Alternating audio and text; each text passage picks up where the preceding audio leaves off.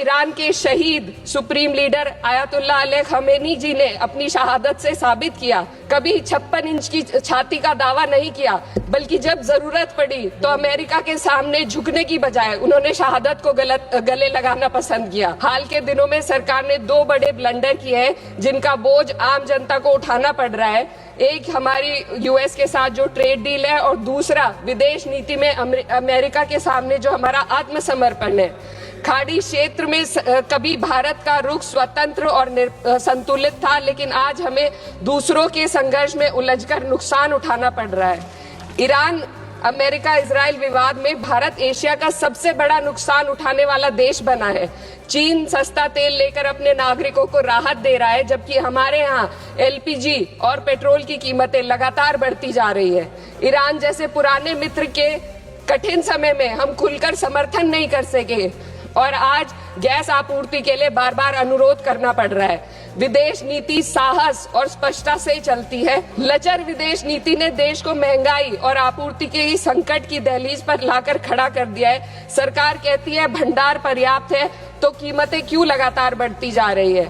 America के साथ जो हाल है वह व्यापार समझौता भी यही बताता है। आज भारत अमेरिका के साथ $40 बिलियन का ट्रेड सरप्लस रखता है, लेकिन इस समझौते के बाद हमें हर साल $100 बिलियन का आयात करना पड़ेगा। इससे सरप्लस घाटे में बदल जाएगा।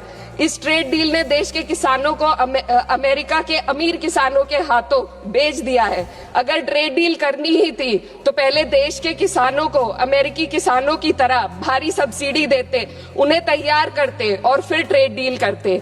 यह तो वैसा है जैसे दौड़ में किसी के हाथ पैर जंजीरों से बांध दिए गए और फिर कहा जाए अब दौड़ कर दिखाओ।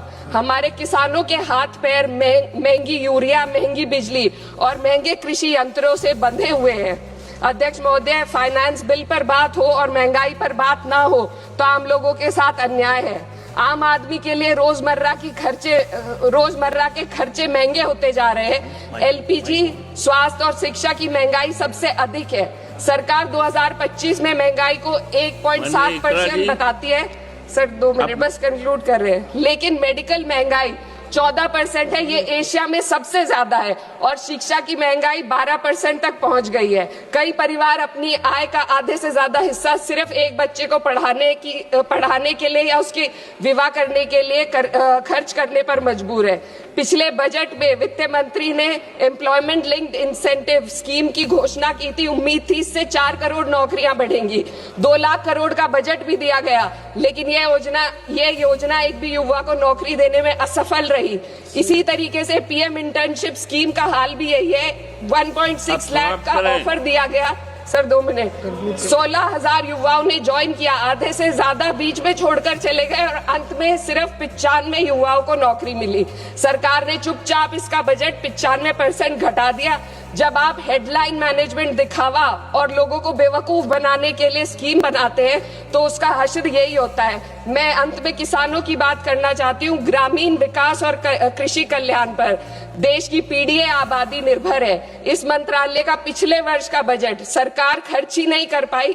53,000 करोड़ ग्रामीण विकास और 7,000 करोड़ कृषि कल्याण के लिए बेकार पड़ा रहा। गांव, किसान और मजदूर मदद की उम्मीद कर रहे थे, लेकिन सरकार हाथ पैर बांधे बैठी रही।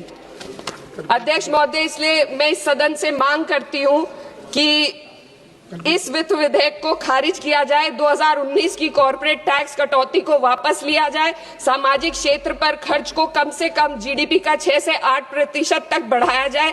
हर पूंजीगत खर्च को रोजगार सृजन से जोड़ा जाए और वास्तविक एमएसपी का ग्रामीण सुरक्षा सुनिश्चित की जाए। इससे कम कुछ भी 140 करोड़ भारतीयों के साथ धोखा होगा जिन्होंने हमें चुना है। महोदय, ये जनता सब देख रही है। इस सदन को तय करना होगा कि हम कॉर्पोरेट कल्याण के हक में काम करेंगे या जनता के कल्याण में। ये विकसित भारत या युवा शक्ति का बजट नहीं है, ये एक धोखे का बजट है जिसे रिकॉर्ड आवंटन, वित्तीय अनुशासन, समावेशी विकास की पुरानी भाषा में लपेटकर पेश किया जा रहा है।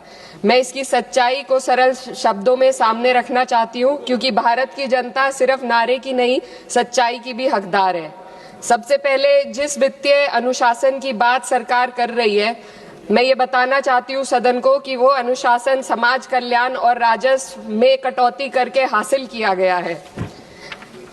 इस सरकार बजट के आकार को जोर शोर से बड़ा बता रही है, लेकिन गरीबों के कल्याण के लिए बजट में घुटन है। उनके लिए खर्च का दायरा लगातार सिकुड़ रहा है। देश पर कुल कर्ज जीडीपी का करीब 55% है। ब्याज भुगतान में ही बजट का लगभग 1/4 हिस्सा चला जाता है, जो कुल राजस्व का 40% है। आम आदमी को इस बजट साइज से कोई फायदा नहीं। यह साइज पुराने कर्ज चुकाने के काम आ रहा है, गरीबों के कल्याण में नहीं। अध्यक्ष महोदय, सरकार ने 2019 में कॉर्पोरेट टैक्स में उद्योगपतियों को छूट दी थी और कहा था कि 30% टैक्स घटाने से निवेश और रोजगार बढ़ेगा। बाद में आरबीआई की रिपोर्ट ने स्वीकार किया कि कंपनियों ने लगभग 1.5 लाख करोड़ के लाभ का उपयोग कर्ज चुकाने, नकदी जमा करने और बकाये बायबैक में किया, न कि नए निवेश या रोजगार में। कॉर्पोरेट टैक्स टू जीडीपी अनुपात घटा है, मुनाफा बढ़ा, लेकिन रोजगार ठहर गया है। ऑटोमेशन और ठेका श्रम ने स्थायी नौकरियों की जगह ले ली। आज भी एमएसएमई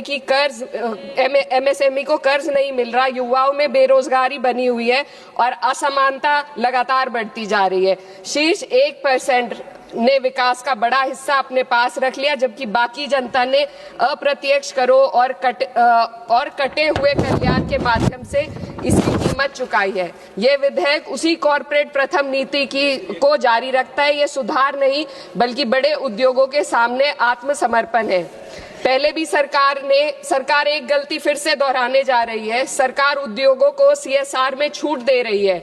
सीएसआर फंड से जनता के लिए जरूरी विकास कार्य किए जाते हैं। सरकार ने पहले भी कॉर्पोरेट टैक्स में जो छूट देकर निवेश और रोजगार बढ़ाने का वादा किया था, लेकिन इस छूट का फायदा सिर्फ उद्योगपतियों ने कर्ज चुकाने में किया, न कि देश के अंदर रोजगार या विकास में हुआ। अब सीएसआर में ढील देकर सरकार ठीक वही गलती दोहरा रही है। इससे स्कूल, सड़क और अस्पताल जैसी बुनियादी विकास कार्यों पर फर्क पड़ेगा। इनकम टैक्स और जीएसटी आज देश की कुल आमदनी का 65% है।